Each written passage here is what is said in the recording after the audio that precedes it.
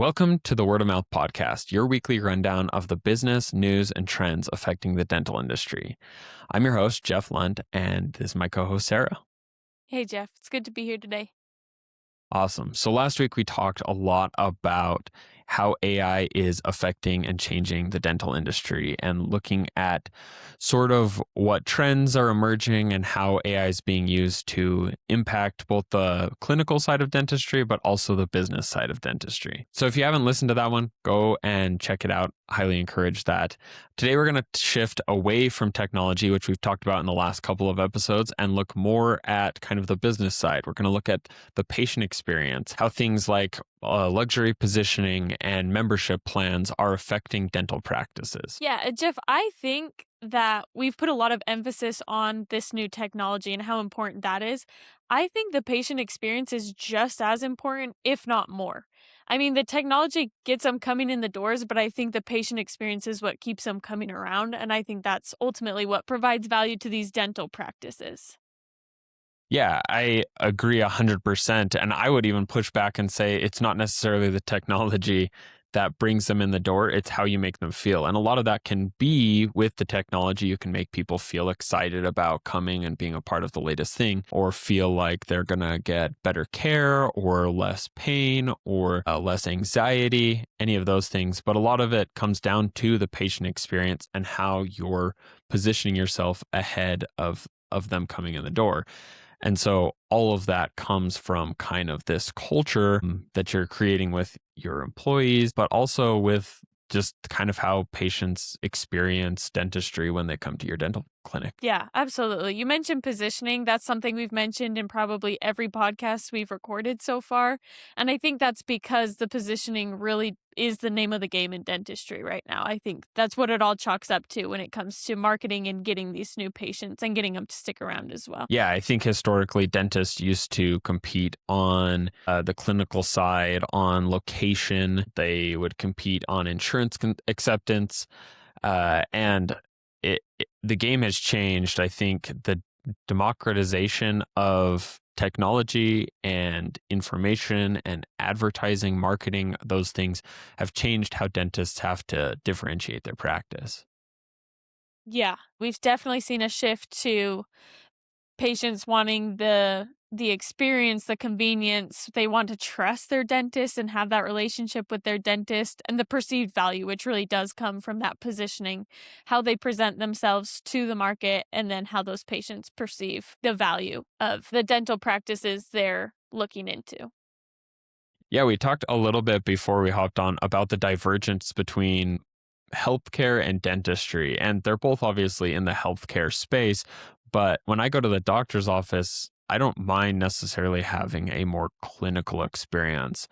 But when I go to the dentist, I just have different expectations. And it's because dentistry is moving into, of course, there's the healthcare components and the clinical side, but there's also the hospitality, the wellness. Because it's the mouth, it's things going into my body. I think there's the association with like kind of the organic, natural movement. And then, of course, with teeth, the aesthetics. And so you kind of have the overlap between the med spa and a lot of the hospitality kind of that stuff. And so dentistry, because it overlaps all of these areas, is starting to have a lot of influence of how customer service is perceived in not necessarily the clinical side, which I think does have an impact, like a pediatrician or a general practitioner for a physician.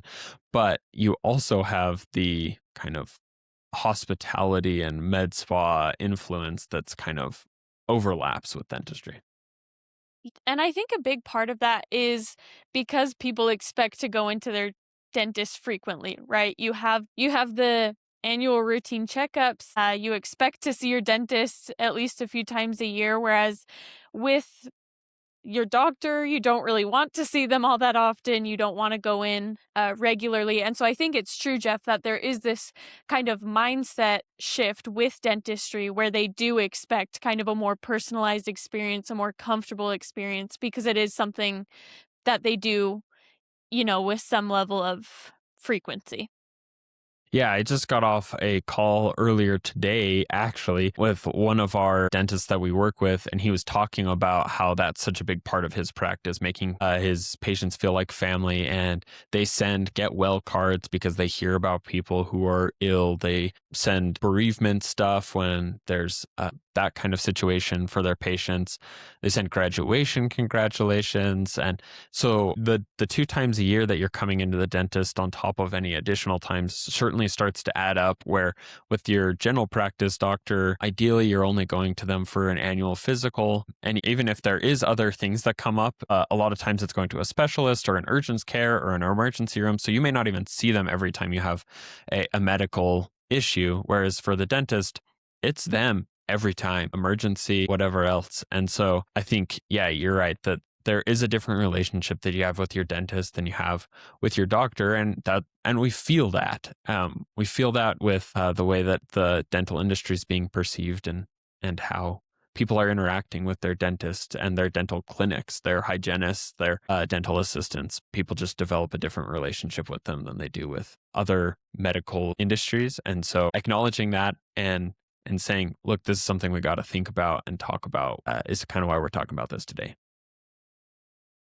Yeah, Jeff, and I think it really all just boils down to the KPI, which is most important for dentists, which is patient retention. So let's talk a little bit more about what goes into that KPI and kind of some of those factors that do end up affecting patient retention and they're wanting to stay with the practice over a long period of time.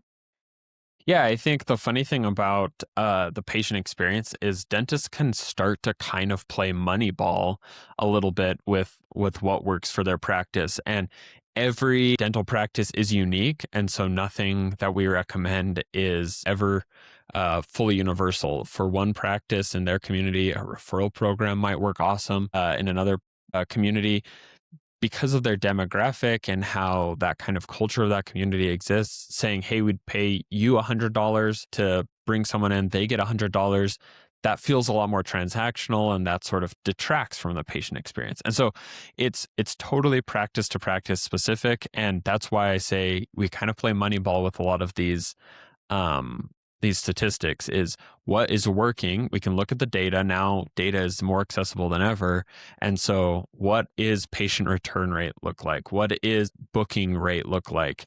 What does speed of the visit look like? And looking at kind of these data points, we can kind of start to back into what kind of patient experience is going to be best for your patients. Yeah, definitely, Jeff. I think it all just boils down to convenience, transparency, and comfort. And this is what the patient is expecting. I love that you mentioned that there is no one size fits all. For all these different practices, it's going to look different based on the demographic, the area, their patients. But I think the consumer expectations, they're rising, and consumers are expecting a higher quality experience.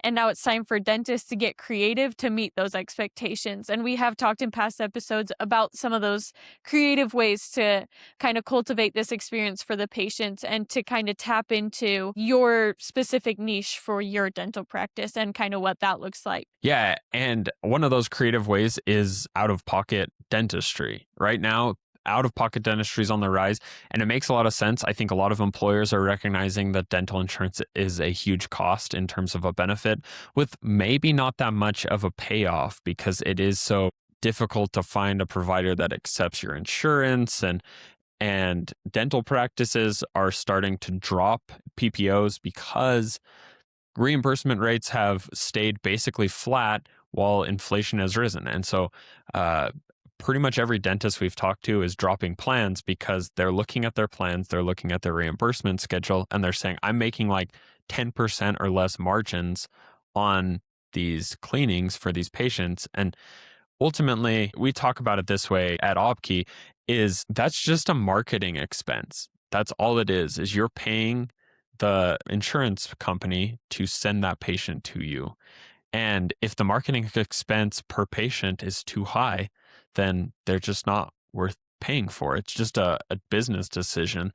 And so a lot of practices are seeing great success educating patients and providing good customer service by having an in office plan for their practice. Yeah, I think more and more patients are paying directly for their services, and I think that creates a huge opportunity for these more membership models where it is out of pocket, it benefits the patient, it benefits the dentist without having the insurance kind of be the middleman and take a lot of those marketing expenses, like you called them. But it's interesting to see some of these membership models that where basically it's an annual fee and it includes the cleanings and discounted premium services, which works super well for a lot of these patients who have stopped paying for dental insurance but still want the cleanings and want the premium services.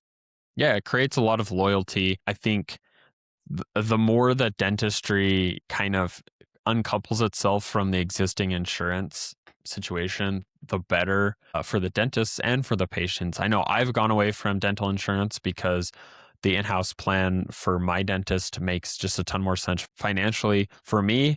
I know the money's going to my dentist. And so it's a win-win, especially with the low maximums that insurance plans have, where if I do need catastrophic dental care, it's probably not going to be really covered by insurance.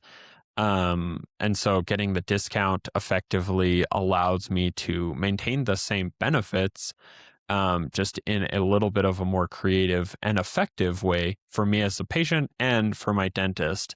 And I think dentistry coupling all of that goes into the fact that premium dental care is on the rise. And I think because of the way insurance works in dentistry, premium dental care is viewed a lot more as a cash pay kind of optional care thing.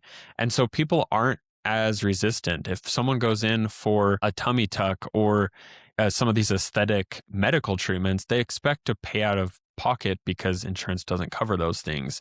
And I think dental care is fits in that region enough that people aren't shocked to be paying for it out of pocket. And so these in-house plans make that premium care more accessible because they're paying the dentist for the cleanings, which is important and helps the patient generally, but then they get a discount on the premium services, which just makes everything more accessible. So we're we're super excited about these in-house plans. They're great to pitch to other businesses in your community and say, hey, drop the dental insurance benefit for your employees, have them all come to us. We'll offer our in house plan at X dollars. And now you've got all these new patients that are coming in. They're going to be loyal to you. And it ends up being a win-win where the patient, the employee of the other business, is getting better care. It's easier to take care of their insurance and manage that stuff for the patient and the employer. And then you're getting patients that are just going to keep coming back because there's no headache dealing with insurance or their insurance changes. And then now they're going to a different practice. And so, anyways, win win win. Yeah, Jeff, I think there's a ton of opportunity, like you said. I think it does make it personal. It ties the patient to the practice rather than to whatever practice will take their insurance at the time. So there's a little less flexibility there, a little less movement, which helps with that patient retention if they do go with these membership models. I was recently talking to one of the dads of one of the girls on the lacrosse team that I coach, and he was saying that they only pay for dental insurance the years they know they're going to need some of these premium services like braces or Invisalign or if they were to do veneers or whatever. So they plan around that, where I think just talking to him about some of these membership models and how dentistry is kind of moving in that direction, he showed a lot of interest in those models and said that that would be really interesting for him and his family. And I think a lot of people that could be really appealing. Like you said, Jeff, not only people, but businesses as well with paying for dental insurance. This could be an interesting shift to some of these membership models. Yeah, well, and in that situation, that dad is having to figure out the kind of blackout periods or delayed coverage periods where you can't get certain services until you've paid for the insurance for so long. And some of them can be like 18 months. And so having this membership plan where the cleanings are covered, they're not having to pay out of pocket for those. And it kind of is a wash there, but then they're getting the discounts on the back end on some of those things. I think ultimately makes a ton of sense for someone like that who's already kind of trying to effectively cobble together that experience for himself, but by managing turning on and off dental insurance. So, yeah, I think there are countless people for whom this just makes a lot more sense. I have a friend who's a dental hygienist, and we talk about insurance all the time. It's like, it's no good for anyone. They are robbing the patient, they're robbing the dentist. And so, figuring out ways to organize the profit model of the practice without making insurance a necessary component, I think is going to just be the way that most independent practices move in the future. I think dental insurance still has a place in the business and the industry, and primarily for bigger companies who just want the simplicity of managing that for all of their employees. And then DSOs obviously are big on leveraging that insurance model. I know that we just had an article that came across our desk the other day that DSOs are maybe starting to feel the pain of the insurance reimbursement rates not keeping pace with inflation, which I know has hit a bunch of the independent practices we work with. But yeah, it'll be super fascinating because I do think that dentistry is undergoing a massive revolution in terms of business model and technology and all these things, which is why we started the podcast. There's just seems like every week there's new news about some change that's going to affect dentists. But this is one that's super exciting for me. Yeah, and there are 20 states with specific legislation surrounding this in practice plan. There is a document with this legislation in these states that we will put in the show notes. But it's always smart if you're making a big change like this in your practice to consult an attorney just to make sure everything you're doing is legal and you can move forward with these changes. Yeah, and I do know that there are a couple of companies out there that manage these kind of in practice plans. And so it's worth looking into those as well. I know we have interacted with one called Bento or Pearly, I think is another one, but there are companies that manage these in practice plans for you. So they will take a little bit, I think, of the subscription revenue on the back end, but it's not like insurance, PPO, or anything like that. So if you do need help and you don't necessarily want to consult an attorney or pay an attorney for that kind of work to organize your own specific in-house plan, there are these companies that exist that I'm certain have interfaced with that legislation. So yeah, be careful. Certainly not advocating for just firing from the hip, but it is a huge opportunity. And then the more you educate your patients, it's something that I'd been talked to by several dentists in the past and just never really understood. And finally, I got fed up because now we've started working with dentists and all of that in the last several years. And I finally had that realization that, oh, this actually would have been better for me long term. But that's another thing that we work on with a lot of our clients is educating the patients because it really is better for a lot of people than they think. And dentists don't want to be a salesman. The patient doesn't want to be sold to, but there is this education component of it that is important as well. And Jeff, we have been talking a lot about these membership models. I think there's a ton of opportunity there, but we've also in the past talked about just positioning yourself as a luxury high-end dental practice, and I think there's a ton of opportunity there as well. I think there are small changes that these dental practices can be making to completely shift their positioning and get a whole different demographic of patients looking for these higher end services. Yeah, I think there's a lot of like the aesthetic, kind of what looks good on Instagram and TikTok, of course. But we've also talked about things like taking headshots for your patients in clinic. I think that if you're wanting to be a luxury dentist and appeal, like we have a client who doesn't do pediatric dental, they just do adult. If she wanted to switch her positioning and become really like a premium luxury dental clinic, then taking headshots for her patients where she's saying, look, there are countless studies that say you have a good smile, it improves your sales, it improves your ability to land a job, etc. So let's help you with those things. And we'll take some premium looking headshots, some really nice headshots that you can put on LinkedIn. And we'll just do that in clinic. And it's not a hard setup. You get the equipment, you get a camera, and you train an assistant. Just have them sit in the chair this way and face this way, give them these instructions. And I mean, you can take a headshot in what, 3 minutes, a nice looking headshot. So tell them to wear what they want in their headshot to the appointment, or tell them to come back during a weekday and just ask. And I mean, that's just a super random little idea, but it's things like that that just add to the dental experience that people talk about. That's what people talk about. No one's talking about, oh, I went in and they made my teeth feel really nice and clean. They're talking about the hygienist not making it painful. Like, I didn't feel like I couldn't eat for 3 days after my appointment because my gums were so sore. So, a lot of those things that are just small changes, big impact. Yeah, Jeff, I think that's a great example, the headshots. I think patients are looking for this wellness spa-like environment. And I think if dentists can capitalize on that, I think there's a lot of room to find the patients that dentists want to see looking for those higher end services, and the referral rates will go way up. Like you said, Jeff, a dentist can do a great job on a patient's cleaning, but that's not the type of stuff they're going to tell their friends and family, right? They're going to say, I go to this awesome dentist that has this beautiful dental office. They really take care of me. It feels like I'm going to a spa. I love going to my dentist.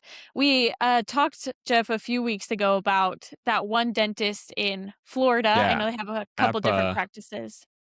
APA dentist, APA aesthetics, I think. And that's their whole approach, is just this spa-like luxury experience for their patients, and they said that's been huge for their practice, and I think it definitely sets them apart from other dental offices, or other dental practices in the area, and I think that can do a lot for a practice. Yeah, and you look at, like, putting headphones in, like, having noise canceling headphones. That's huge. And I actually, thinking about noise canceling headphones, maybe you don't want the active noise canceling because then you've got like stuff in their mouth that's vibrating around in their head. So maybe you want just over the ear headphones. However, to make the noise of the dental office drowned out, adding TVs on the ceiling with Netflix, I think is a genius idea.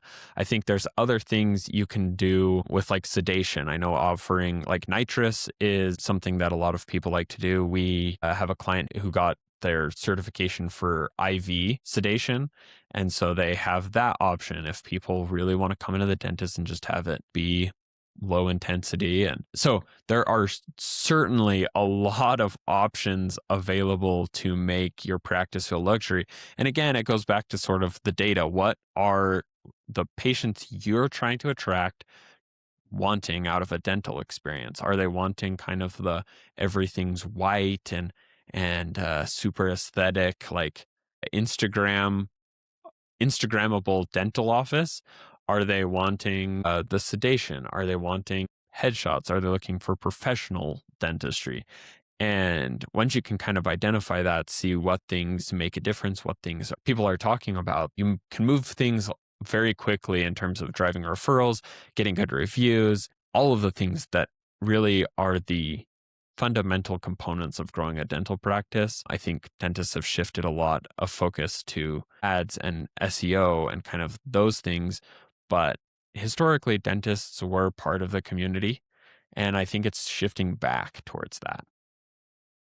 Yeah, and I think with some of this implementation of some of this more luxury spa-like feel, I think that's when dental practices can start looking at raising some of their prices. And with these raised prices, there's an increase in perceived value. So patients just see this as a real luxury dentist that they want to go to for the luxury experience, and they're willing to pay the luxury prices. So there's opportunity there as well for some of these dentists.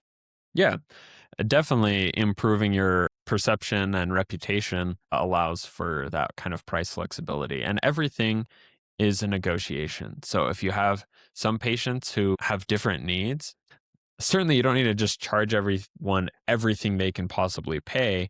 But my brother in law is a plumber and he does water softeners. And he says a lot of times, because he works on commission, he'll go into a place and he'll provide extra service and kind of tack that onto the price of the water softener. And he can kind of tell person to person.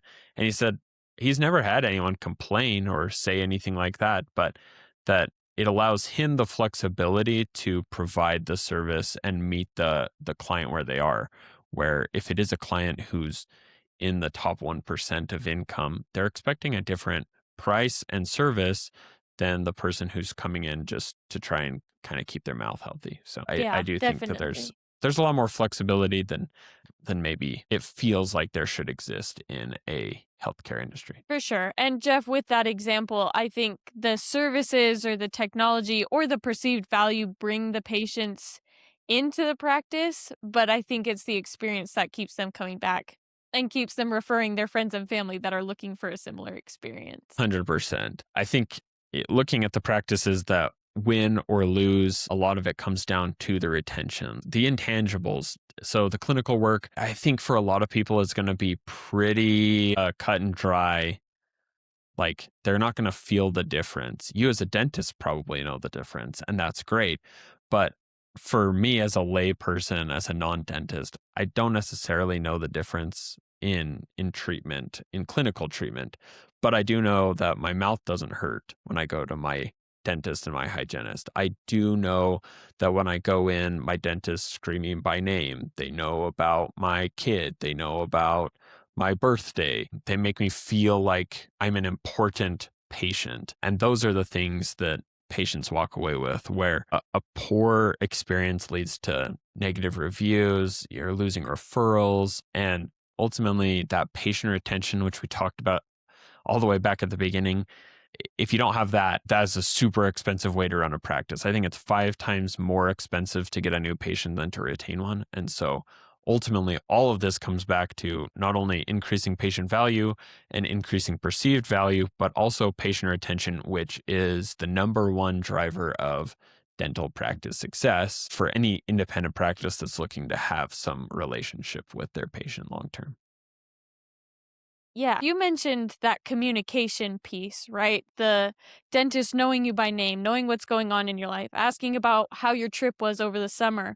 I think communication plays a big piece in this patient retention, right? If they have good follow up communication, if they have these clear treatment plans, and if they educate their patients. Like you said, Jeff, you'd been presented some of these in practice plans before and you just didn't really understand what it was that you were being offered. I think if dentists can effectively communicate with their patients and educate them, I think that goes a long way in helping these patients feel comfortable with their dentist and feel like they care about them and their needs. So yeah, I think ultimately some takeaways from the episode is it's all about the patient experience. It used to be location, location, location. Now it's reputation, reputation, reputation.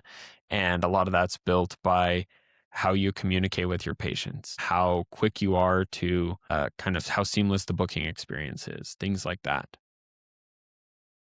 Yeah, and I think just putting yourself in your patient's shoes and looking at it from their perspective on what's it like when they come into your office? How are they greeted? How is their experience? How can you make it better? I think just seeing it from their perspective can show you a lot about what your patients are experiencing and where there's room to improve that experience.